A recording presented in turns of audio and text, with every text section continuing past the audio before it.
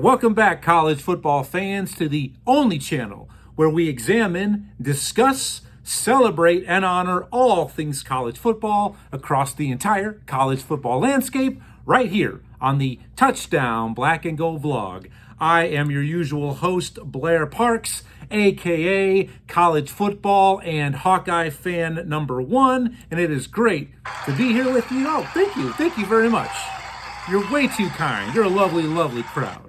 All right, so here we are. We are simply weeks away from the kickoff of the 2025 college football season. We've made it. We've gotten through the past year, and we were counting down to where we had months, and then we had 1 month, and here we are weeks away from kickoff. I cannot believe it. I am so excited, so stoked, and it's great to be back here with you as it is each and every week, and an absolute pleasure to be sharing all things, my love and passion for all things college football with you, my fellow college football fanatics, fans, and brothers and sisters. So before I say anything else, please, if you like what you see or hear, or what you have seen or heard, please, I'm putting out an APB for all of you to please help support and further advance the channel by giving me a like, a share, and absolutely a subscription. And please, I always ask for, wish, beg you, and welcome your participation and your involvement. Please exercise your college football voice. Go ahead and blow up the comments section below. I can't wait to hear from you. All I ask is that we keep it adult-like and respectful, and I promise I will get back to each and every one of you much sooner than later via those comments. So please help me out. Let's continue to find more college football fans just like you. All right. And what I've got on tap for you today, it's one of my favorite episodes that I've been doing. This is now the 4th season of the Touchdown Black and Gold vlog. I've really had fun with this episode, and I've done this each and every past seasons, is every college football season, okay? We always have a team or teams that are entering this season that are highly overranked, very overhyped, and highly overvalued. And this season, it's the same. I mean, there is no difference with that. We see this each and every season, and I'm definitely going to be exposing these contenders, these phonies, with you right here today. Now, that being said, some of these teams, I definitely expect they're going to have solid, even really good seasons. But as far as what they're expected and projected to do via, all of these media outlets, magazines, the so-called experts, old Paul Feinbaum, hey, Paul, I just don't see some of these teams living up to these high expectations, especially one of them. And give you a little bit of a hint, not going to spoil it yet, but the the coaches poll just came out a couple days ago. And as far as the coaches poll, it only further confirms and solidifies my belief on some of these overranked, overhyped, and overvalued teams.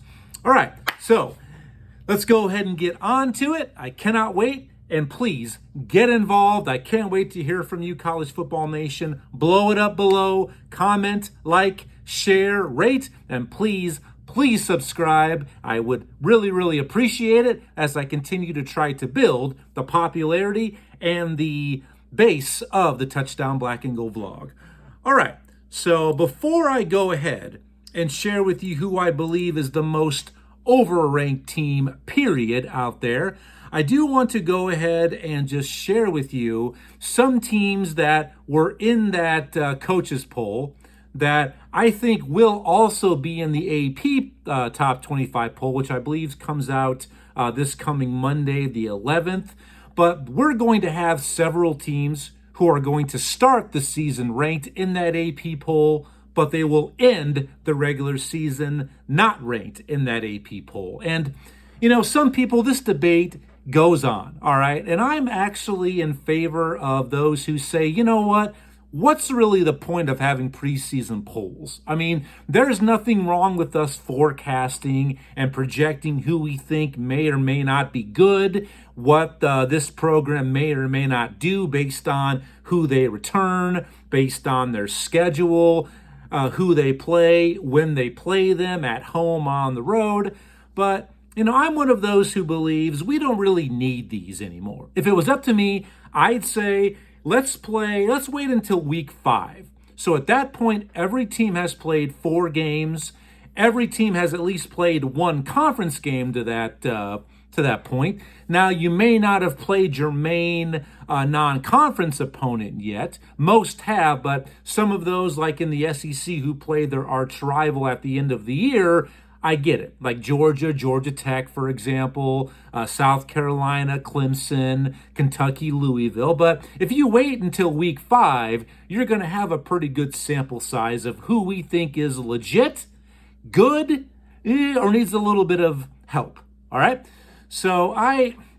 But for the sake of tradition, I'm okay with letting these continue. I mean, I guess I am. They do serve a purpose. But if I had it my way, I'd say let's just go ahead and eliminate these.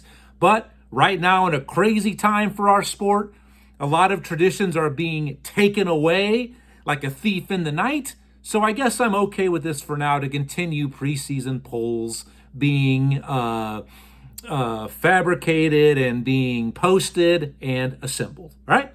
So let me go ahead and start off with you a list some teams that I believe will be ranked in next week's AP poll to start the season, but will end the regular season not ranked in that AP poll. And these are alphabetically in order. I have BYU, that's right, BYU. I've got Florida, Indiana, Kansas State, South Carolina, Tennessee, and Texas A&M. All right. Now, some of these teams are going to be solid, but most of them, it just comes down to their schedules. But like we see in polls each and every year when it comes down to preseason, it just really continues to be a beauty pageant, all right, and a beauty contest. It really comes down to, hey, what's the name on the front of that jersey, or the symbol on that jersey, and the color of the jersey? I mean, that's really what it continues to be. Also coupled with, hey, what did that team do the previous season? When we shouldn't honor that, because yes, if their team has definite staying power, great. But if it's going to be, well, we don't quite know, but let's just throw them in there for what they did last year, it's not right, okay? We shouldn't be rewarding or praising the past, all right? This is a brand new season. We should be focusing on that. So those are the teams that I believe will start, once again, ranked, but will end the season unranked at the end of week 14 before the postseason play begins, all right? Now, before I give you my most overrated team, each and every year we've seen this happen. Who is going to be last year's Florida State? And what I mean by that is, which top 10 team that we predict or forecast is going to be ranked in the top 10 could potentially end up unranked at the end of the year. And most seasons past, we always have one team that seems to be that unfortunate program. And as I stated last year, it was Florida State. It happened at week 0 across the pond in Ireland when they lost to Georgia Tech. So who do I think could be this year's preseason top 10 team that could end the season unranked? Well, it really kind of came down to 2, all right? Now, these 2 are not the team that I believe is the most overranked, overhyped, and overvalued, but it came down to Georgia and actually the defending national champion, Ohio State Buckeyes. But when I looked at it, I think Georgia right now, the Georgia room for error is pencil thin, like maybe like a pencil thin mustache kind of thin, all right? We all know what Georgia's going to be. All right. We know they recruit at the next level in a different universe compared to most. They have talent and riches, Jimmys and Joes, all over the place. It's simply plug and play, excuse me. But a lot of that talent is unproven and unexperienced. And this year, we know what they're always going to do. Kirby Smart is going to bring a physical type of attitude. He wants to win along the lines of scrimmage. But we all know no matter what happens, the most important position is QB1. And I've got some big-time questions and doubts potentially about quarterback Gunnar Stockton, the quarterback who came to the rescue late in the season when Carson Beck went out in the SEC title game due to injury, and he has now since transferred down to South Beach to play for the U this year. So Gunnar Stockton, I don't know if this is really going to work out. I mean, the guy's got to have talent. I mean, he's going to be the starter at Georgia, who has probably been the best team, the best program right now, especially now that Nick Saban has stepped down at Alabama. But I just have big, serious doubts about this. And the reason why I picked Georgia over Ohio State, even though these two teams really mirror each other a lot, because Ohio State is breaking in a brand new quarterback, and that quarterback competition is going to come down to the wire. Coach Ryan Day has not even named his starting quarterback for that huge Week 1 matchup against Texas. But the reason why I picked Georgia is simply because of their schedule. And let me tee this up here real quick. I mean, if Gunnar Stockton really seems to falter and just not step up, I mean, this schedule is not forgiving. They open up SEC play at Tennessee. They have a neutral site game against their arch rival Florida down there in Jacksonville. They do have home contests against Alabama, Ole Miss, and Texas. And they're also on the road at an upstart Auburn team. And then at the end of the year, play their arch rival Georgia Tech, a much improved Georgia Tech squad, by the way. If you recall, Georgia did defeat Georgia Tech last season after a contest that went into numerous overtimes. So that's going to be a tough game for them, too, against their in-state rival in the Yellow Jackets. So Gunnar Stockton, if you struggle, I think Georgia is in major crisis time at that point. And I think they need to be on alert in case this just doesn't happen to work out. I mean, hopefully Kirby Smart's got some good quarterback depth there down in Athens between the hedges. We'll only have to wait and see. But if I had to put smart money on it, I'm going to pick Georgia to be that team, once again, that starts in the top 10 but ends unranked. But I'm not going to say that's going to happen. I'm just saying for clarification, just in case I happen to pick Georgia to be in the college football playoff this season, I'm just saying that's the team that I am pegging I think it could happen to. All right?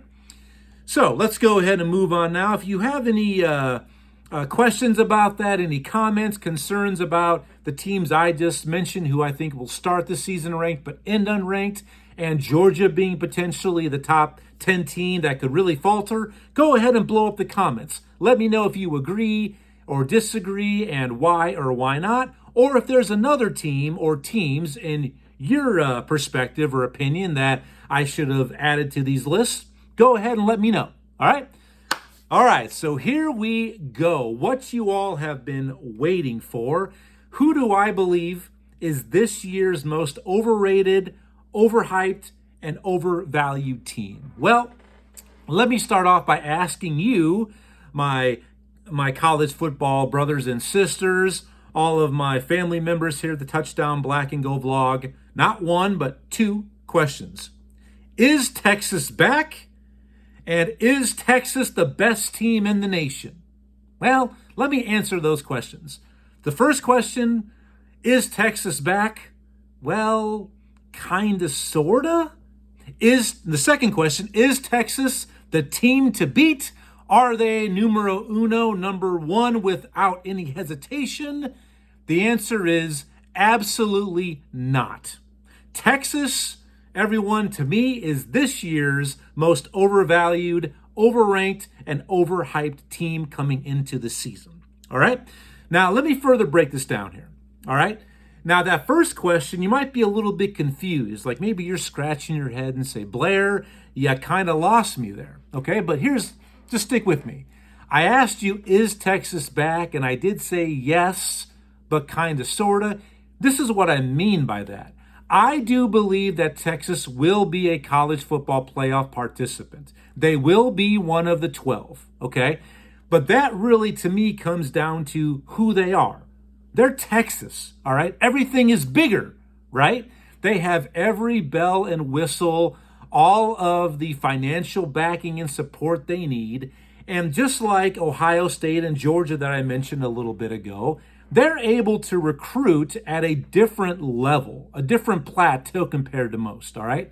So due to the Texas, just their abundance of talent that they have on that roster, coupled with a very, very soft, almost Charmin soft schedule this season, those two combinations are going to lead them to be a college football playoff team. So are they back in the postseason to where you want to be at that 12-team round table? Absolutely. I think they will make that. But being a legit contender for the national title, I mean, no, they're just not. Okay? And I'll go ahead and share those reasons with you right now. All right? So their schedule. All right, let me further break this down. All right, their schedule. I know some of you SEC folks are going to say, there's no such thing as a soft schedule in the SEC. Well, that may be true, but they're definitely, let me put it this way, not all schedules are made the same, all right? Definitely not all schedules are equal as well, okay? And by the way, play 9 conference games and we'll talk more about equality, all right? That's just my opinion, okay? But listen to their schedule in the SEC alone. Now, we know they've got that huge week 1 matchup when they visit the defending champions, the Ohio State Buckeyes in the shoe there in Columbus. But this is who Texas has in the SEC play. All right, just check out this tailor-made soft schedule. They've got Kentucky, Mississippi State, Vanderbilt, and Arkansas. Those 4 teams on their schedule, they went a combined 7-25 last year in SEC conference play. Mississippi State put up a donut. They went winless last year in the SEC. So those 4 teams, half of their SEC schedule is against that. Teams that went 7-25 last year in conference play. All right? And to add insult to injury, if you want to look at strength of schedule, listen to their no plays. They also don't play Alabama, LSU, South Carolina, Ole Miss, and Tennessee. I mean, this is absolutely tailor-made for Texas to advance to a high-level postseason berth. It has to pay off, all right? I mean, this is basically the Texas Invitational, okay? I mean, it's ridiculous. So, yes, there are so-called soft schedules in the SEC. They do exist, all right? It's not like the Kevin Costner blockbuster, the myth that, yes, dry land doesn't exist. Hey, easy schedules, they do exist in the SEC, okay? They do, all right? But still, Texas has to earn it, all right? So I'm not going to say it's going to be handed to them, but they still have to take care of their business. And ultimately, I think they will and make the college football playoff. But, you know, come on. I mean, that schedule, other than Ohio State, I mean, yes, you're at Georgia. They play their arch rival Oklahoma in the Cotton Bowl at a neutral site. But other than that, I mean, come on. It's not going to be that challenging for them. All right? So let's go to why I believe they are overrated. All right? Now, regardless if they're ranked number 1 in the coaches poll, as they are, and they're probably going to be ranked either number 1 or 2 in Monday's AP preseason top 25 poll is what I forecast. They might be the favorite via a lot of media publications to win the national championship. Athlon magazine has them number 1 and to hoist the national championship trophy, as do a lot of media pundits and experts, right? But let me tell you this. All right, flat out, Longhorn fans, I've already said, your squad is not going to win the national championship trophy. They can't because they won't even make it to the national championship game. And I'm sorry, they're not going to raise either the SEC championship trophy. They can't because they're not even going to make the SEC title game to give them a chance to raise that hardware either. It's not going to happen, okay? It's not. No national championship, no SEC title, boo-hoo, boo-hoo. That's just the truth of it, okay? All right, now the reasons why is they are major issues, all right, on both and major areas of issues and concern along some major big-time units, okay, on that Texas squad, especially on both lines of scrimmage. They lost a ton from last season's team to graduation, NFL, or transferred out along the O-line and the defensive line. Also, I mean, their wide receiver core is basically gone. I mean, all of their experienced wide receivers have left. But like I mentioned, they have talent. That's not a question of that. But there's talent and there's proven and experienced talent, okay? And what we've learned from the last two national championship winners, Ohio State and Michigan, go Big Ten, is that what has really separated itself lately? Those two teams, they built roster depth, experience, and continuity. They kept their players, their studs, in-house. They didn't let them transfer out. They kept them from leaving the NFL early, all right? So that is what's been proven to be, that deciding factor is roster depth, continuity, and just what is your familiarity with your program, all right? There are major issues with Texas. There's a lot of question marks, okay? So that's why I don't see this team being even a major threat for an SEC title potentially. I just don't. I mean, I think they will get better as the season progresses, but right now there's too many questions. There's too many concerns, all right? And Longhorn fans, you have to see that. If you don't, well, then either you're being a complete Homer Simpson or you just live in a glass house. I mean, and I can't help you for that. I just can't, all right? Well, and plus if you haven't quite heard, they're also breaking in a new QB1. In case, once again, this is breaking news to you, well, welcome to planet Earth. A guy by the name with the last name of Manning takes over. That's right. The Arch Manning era has now officially begun. The guy who has been proclaimed the second coming by the media, by fans, sports writers, blah, blah, blah. But come on, all right? What has he really proven? Other than having the Manning last name, and I'm sorry, here we are, another example of someone giving the Manning treatment. I mean, what has he really proven? Yes, he's made 2 career starts coming into this season, which will be his first year as the head man at the reins for the Longhorns and old Arch Manning. But, I mean, those 2 starts came against ULM, Louisiana Monroe, the Warhawks, and then the aforementioned Mississippi State Bulldogs, who went over last year in the SEC. He filled in for Quinn Ewers while he was a little bit banged up. And this was a Quinn Ewers coming into last season. He was on a lot of people's Heisman Trophy shortlist, and he was even on mine. He was, all right?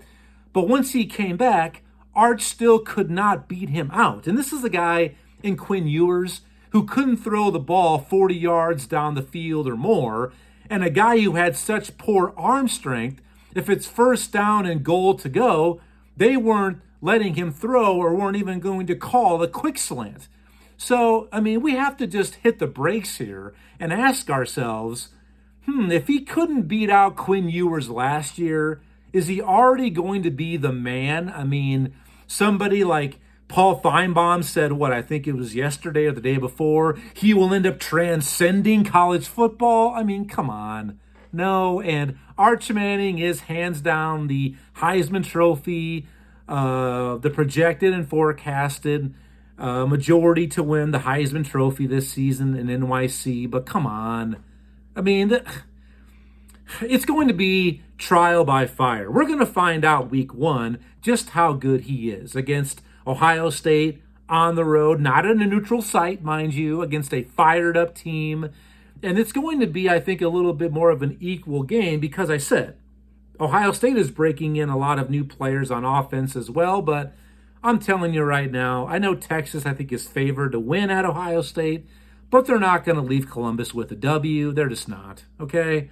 So we're going to find out how good Arch Manning is right out of the gate in week 1. And I cannot wait to watch that. The big noon kickoff game at 11 o'clock on Fox, if that makes sense. Okay, so just being said, the competition level absolutely increases for Arch, and we're just going to see what he's made of. All right, and I'm sick and tired of the Manning treatment. I mean, if this guy's name was Johnson or whatever, just a common name, Johnson, Kramer, whatever. All right, yes, there'd be some hype. But this really, it puts him over the top because he's a Manning. I mean, that's simply it. I mean, I'm getting tired of it. Just go away, all right?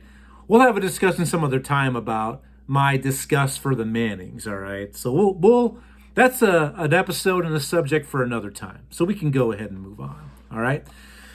So I'm just saying right now, Arch is not going to win the Heisman Trophy. He can't, because I think he's not even going to be a Heisman Trophy finalist, all right? It's not going to happen. Sorry. Maybe next year if he sticks around. I mean, already people are saying the number 1 draft pick already. I mean, just stop it. Just stop. Stay in your lane. Know who you are. Know what you're doing, okay? Please, get yourselves together, all right? So this is what's going to happen. When Texas fails to win the national championship this game, or even win the SEC title, or not even get to the title game in the SEC, whatever, all of those things I just mentioned, and if Arch Manning doesn't prove to be the second coming, what is that going to mean for the Texas Longhorn program? All right. I think to all of this hype, this expectation that's been, building, that's been placed on them for potentially all the wrong reasons, I mean, it's going to be viewed as an absolute failure and a disappointment, I believe, by Longhorn Nation. If you're a Texas fan, please blow me up. I want to hear from you. Please comment, and I can't wait to hear from you, Longhorn Nation. But so if this doesn't work out, I mean, where do we go from here if you're a Texas fan? All right? This is what I think, that you've kind of created your own worst enemy. All right. And kind of like Nebraska did when Scott Frost came there. I know certain programs need to be legit. Okay. And we want them to be next level. When Texas is good, just like when Nebraska is good, it's better for all of college football. It is. But you can't force that upon them. That classic saying, hey, you can lead a horse to water, but you can't force them to drink, right? It's true. All right. I mean, Longhorn fans, you are suffocating this program, all right? Just know what you're doing to them. It is absolutely unfair that everyone is saying, some folks are saying it's national championship or bust, or it's Heisman Trophy or bust for Arch Manning and the Longhorn team as a whole. I mean, come on. You're really pushing them back. You're not helping your team advance. You're pushing them back. All right. That's exactly what Nebraska fans did to Scott Frost when he arrived in Lincoln. I mean, the expectations are getting to be a little bit too much. Expect a good team, expect a legit season, but not to this level. It's just not going to happen. Now, yeah, maybe 6 months from now, we look back, maybe this isn't really going to wear well. Maybe I'll look back and say, wow, I made a complete ass of myself. And if I do, I do. All right. But I'm sure about this one. Texas, the most overrated, overhyped, overvalued team this nation. All right. So, and I'm predicting Texas to go 9-3. I think they will have 3 losses. I think even that will get them in the playoff field. But if they pick up a 4th loss, if that doesn't happen, let's say that 4th loss came via the SEC title game, which then maybe you don't punish a team. But if it's at the fourth loss in the regular season, they ain't going anywhere. I don't care. Because I just don't see where the quality wins would be at that point if they have 4 losses. And 3 losses may not do it either. But I do think they're going to go 9-3. I just do, at least. Okay? All right, so that's today's episode, fans. I'm so excited. Thank you for your continued support, your time, your attention. Please help me out, help the channel out. And hey, let's help each other out. Help me help you. Please like, share, comment below. I will get back to you. Subscribe. Let's continue good growth here on the Touchdown Black and Gold vlog. So this is what I've got on tap for the next 2 weeks. Next week, the week of August 11th, my big show will finally be here. The curtain will go up. I will share with you my Power 4 conference championship matchups, my predictions, my forecasts. And from that, I also will finally release to you who I think is going to make this year's college football playoff field. And I also will share with you who I believe will be hoisting the trophy this season and be your national championship winner. And then the following week, the week of August 18th, it's all about the black and gold. That is for us Hawk fans. That'll be my 2025 Iowa season preview and predictions episode. And then the week after that, we've got football. All right, I cannot wait. I am as excited and as stoked as you. I mean, look at the skin. I mean, geez, I'm telling you, my blood is pumping and boiling. Can't wait. But until next week, enjoy the rest of your work week. Peace, prosperity, be responsible. Have a great weekend. And as always, thank you for your time and support here on the Touchdown Black and Gold vlog. I'll see you next week. Go Hawks. Bye-bye.